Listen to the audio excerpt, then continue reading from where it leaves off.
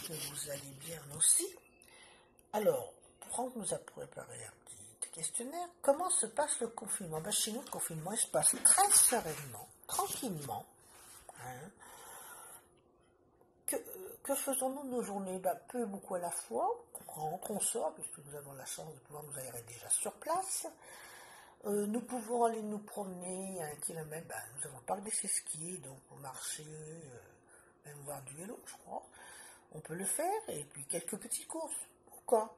Sinon, suivant l'heure à laquelle je me lève, c'est le petit déjeuner en premier, bien sûr, et devant quoi? Devant soit C'est en l'air, ou soit un concert qui se joue sur France 3, qui me permet même de découvrir les musiques du monde, ce qui est très agréable.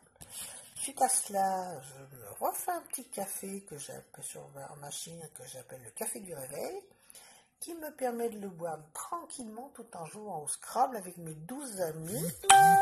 Comme ceci, c'est une façon à nous de se faire un petit coucou, de voir que tout va bien. Ensuite, question rituelle auprès de l'époux. Avons-nous tout ce qu'il faut? Réponse, si c'est non, toilette et nous partons faire les courses. Si c'est oui, tranquillement, je vais devant mon ordinateur que j'allume et je prends connaissance des mails parce que c'est important étant donné qu'il faut s'occuper de notre association, n'est-ce pas? Qu'il peut y avoir des choses urgentes à gérer. Si c'est le cas, je les gère très vite. Les autres, je mets de côté et surtout, ce que je fais pour mettre du soleil dans nos maisons, lorsque je reçois des vidéos humoristes, je ne manque pas d'en faire profiter à beaucoup de personnes. Voilà.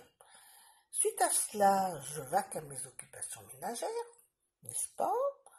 Après, c'est la toilette, le repas, dehors quand c'est possible, au soleil, il ne fait pas trop chaud. Si il ne fait pas beau, c'est dedans, mais dans tous les cas, c'est bien, pendant 2 heures. Oh, tranquillement. Mon mari cuisine, alors c'est déjà une belle chose. Est-ce que je lis? Alors, j'ai eu beaucoup lu, et le dernier livre que j'ai lu, ça s'appelle La Tresse, qui est une histoire magnifique, qui concerne une maman et une petite fille qui vendent leurs cheveux pour pouvoir subsister. Je vous dis ça en gros. Autrement, j'ai perdu l'habitude de lire, ce qui est très embêtant, mais bon. Quelle musique avez-vous? On peut écouter un extrait. Alors, je vais mettre en pause pour chercher la musique et de la faire écouter.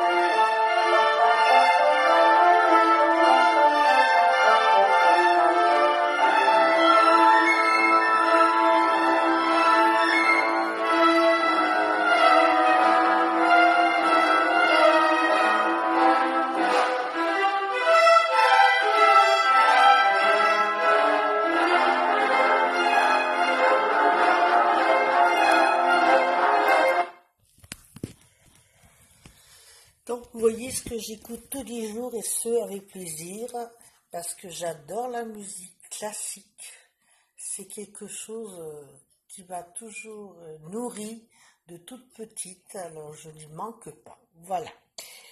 Ensuite, regardez-vous la télévision, et si oui, quelle émission? Oui, je regarde la télévision, j'ai travaillé quand même 32 ans, je ne veux pas dénigrer la télévision, mais quoi que je suis toujours à dire, oui, c'est vrai, c'est pas toujours bien ce qui se passe. Alors, qu'est-ce que je regarde? Je regarde, comme je vous ai déjà cité, C'est en l'air, les concerts de France 3, les informations sur Télématin. Parce que quand Télématin est normal, il y a tous les sujets sont traités et j'adore. Sinon, j'écoute les infos du soir, mais avant, il y a N'oubliez pas les paroles. Et comme je vous dis, je regarde ça régulièrement. Puis après le report, ça dépend. Ça dépend du programme. Sinon, je suis dans mon ordinateur, je fais des choses. Voilà. Racontez-moi des anecdotes qui vous font sourire pendant le confinement. L'anecdote qui me fait sourire particulièrement, c'est celle-ci. J'ai créé un rituel avec mon épouse, c'est que le soir, avant le repas, devant un verre ou de vin ou d'eau même, je lève le verre avec mon mari en disant encore une journée de gagnée, nous sommes encore en vie, et à notre santé, à la santé de tout le monde, de tous ceux qu'on aime, et voilà. Pouvez-vous me chanter une chanson? Alors, exceptionnellement, je ne vais pas vous chanter une chanson. Je vais vous réciter un poème que j'ai écrit en début de confinement qui s'appelle à qui je parle au coronavirus ou Covid-19. Je m'adresse à lui et je vous lis mon poème si vous voulez bien. C'est: tu nous enfumes, privé de liberté, plus de sérénité. Tu nuises à notre santé. Tu ronges notre moral en une souris affamée. Tu nous pompes notre air. Obligé de nous masquer. Pour qui te prends-tu, toi le détritus, sans aucune piété? Tu mènes le monde comme un épicentre, tu nous incombes, comment te survivre? En fait, tu nous réapprends à vivre en communauté, même éloignés. Tous les soirs, nous tapons des mains, revaloriser le travail des salariés de la santé et du privé, tels que chauffeurs de camions pour nous approvisionner. Tu nous permets de vivre en famille, découvrir le télétravail, revenir aux valeurs, quel bonheur, nous retrouver, nous parler, s'écouter, plus les yeux rivés vers la télé, plus nos oreilles collées près de nos smartphones satanés. Parler de choses et d'autres, partager nos connaissances, reprendre goût à la lecture, voir les beautés de la nature, le printemps se réveille, un moment de merveille. Ces fleurs nous offrent de variétés, de couleurs, telles que le jaune du forsythia, les tons bleus ou roses des lilas, tourner vers l'avenir, planter les graines pour notre potager. Depuis des années, avons pris l'habitude, résister contre vents et marées. Voilà à la place de la chanson. Pouvez-vous me faire une grimace? Alors ça, n'y comptez pas, je suis pas naturel. Voilà, c'est comme de prendre des photos en pause, non plus. Je préfère prendre des photos moi-même. Avez-vous un message à passer? Alors pareil, je vais faire pause et vous allez voir de quel message il s'agit, parce que c'est un message qui s'appelle maladie, et qui va, j'espère de tout mon cœur, remplacer celle de actuellement. Alors, question numéro 12. Quelle sera la première chose que vous allez faire le 11 mai? Devinez. Sortir, prendre le temps de sortir et de bien marcher. Qu'est-ce que ce confinement a changé en vous? Le confinement a changé en moi, comme à beaucoup de choses, la patience. Parce que c'est important. Et là, vraiment, c'est important. Comment allez-vous faire après? Qu'est-ce que va changer? Ça va changer? Qu'est-ce que va changer? Qu'est-ce que ça va changer pour vous? Ça, je ne peux pas vous le dire. Il faut que je le vive après et que je compare par rapport au avant. Voilà. Dites tout ce que vous avez envie de dire. Ce que j'ai à dire, il n'y a rien de méchant. Mais on dit toujours à chacun son métier. Dans une telle crise sanitaire de pandémie comme celle-ci qui atteint le monde, vu le nombre de décès, il fut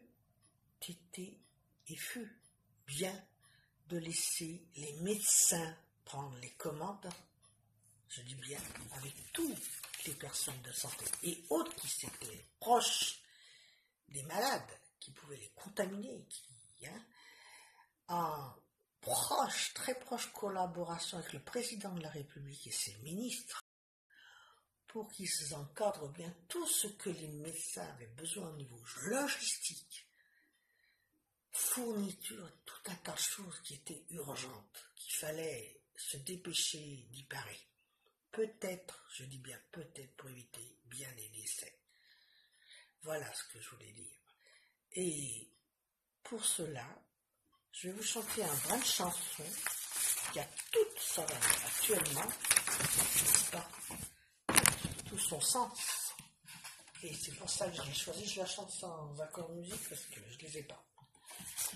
C'est le vent dans tes cheveux blonds, le soleil à l'horizon, quelques mots d'une chanson, que c'est beau